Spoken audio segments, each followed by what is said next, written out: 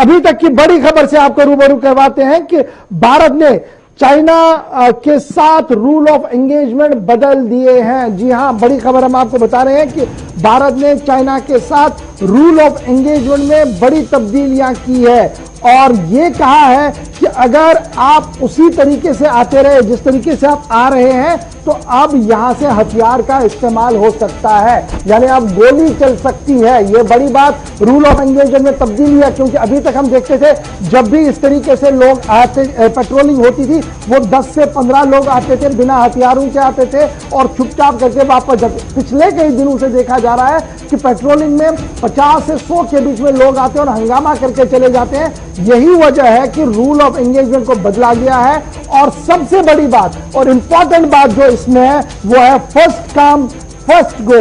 जो पहले आया वही पहले वापस जाएगा। ये वार्ता के दौरान भी डिस्कस हुआ है और भारत की तरफ से दोबारा इस बात को कहा गया है। दो बड़े पॉइंटर्स आज की डिबेट के मैंने खोल दिए हैं।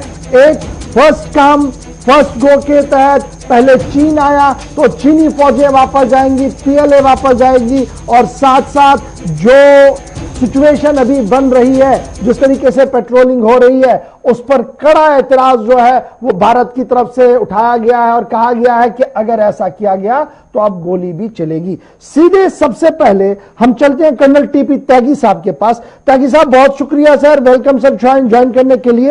ये रूल ऑफ एंगेजमेंट को चेंज करने की बातें पिछले कई दिनों से हम सुन रहे थे, लेकिन अब आधिकारिक तौर और जो सूत्र हमें बता रहे हैं, क्लियर कर दिया गया है पीएलए के टॉप कमांडर्स को कि जिस तरीके से आप आना चाहते हैं और जिस तरीके से आप हंगामा कर रहे हैं, अब यहां से गोली चलेगी।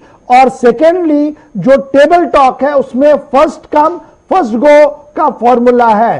क्या आपको लग रहा है कि चीन इन दोनों चीजों पर मानेगा और दोनों चीजें अडॉप्ट करके इसको हल करने की कोशिश करेगा?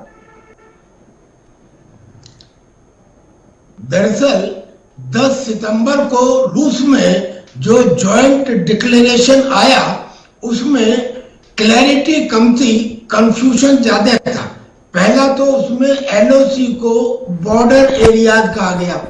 दूसरा, उसमें कहा गया कि पुरानी संधियों का अनुसरण किया जाएगा।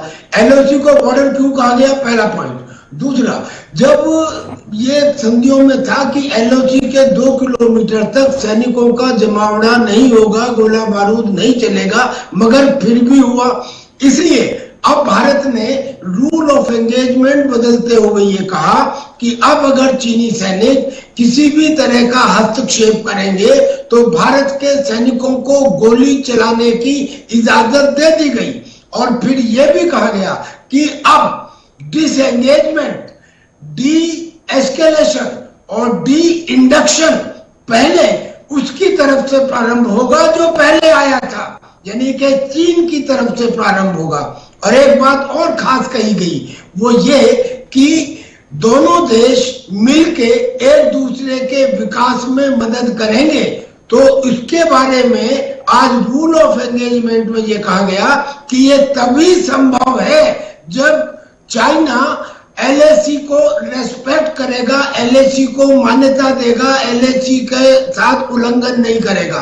अब आज बॉटम लाइन ये है कि अब चीन के पास कोई विकल्प बचा नहीं है, क्योंकि डिप्लोमेटिक लेवल पे भी उसको बता दिया गया और मिलिट्री लेवल में नॉर्थ बैंक हो या साउथ बैंक हो, पेंगोंग लिंक का या 3500 किलोमीटर की सीमा पे कोई भी जगह हो, अब चीन के घुसने का, घुसपैठ करने का कोई गुंजाइश छोड़ी नहीं गई है। लिहाजा बॉटम लाइन ये है और मुझे है कि अब चीन कम से कम सीमा के ऊपर खामोश रहेगा।